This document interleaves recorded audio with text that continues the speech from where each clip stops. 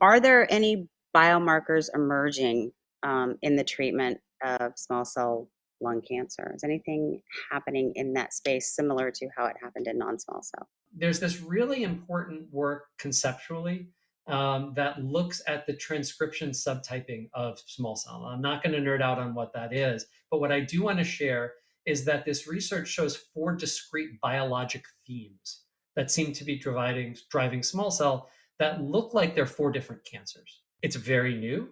We don't yet know how to use this in the clinic. But when I spoke earlier that for years we didn't understand much about the biology and there was less hope of making advances, now we actually do have this major advance in the understanding of the biology. It may not be yet useful to me when I'm in the office with a patient, but these themes are so discrete that it gives me a lot of hope that we will. And in fact, we're starting to get some literature that these four subtypes may be differentially responsive to immunotherapy. Oncologists subtype triple negative breast cancer, even though it has equally no meaning for what you do for the patient. It matters for research purposes. The same is true here. The other marker coming out has like the coolest name of any biomarker I've ever heard, Schluffen 11. Could just say that again and again all day. It sounds like it should be a treat for 7 year olds.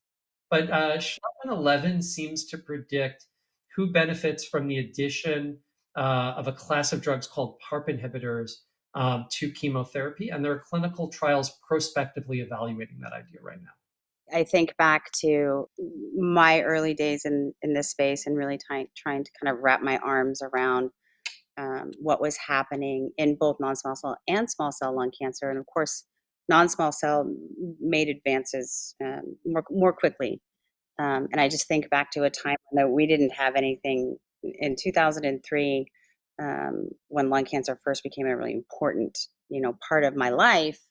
I think all the EGFR stuff was still in trials, and I look at how far we've come in a fairly short amount of time, and it makes me really excited for the future of small cell lung cancer and how we will continue to evolve, make discoveries, and treat these patients.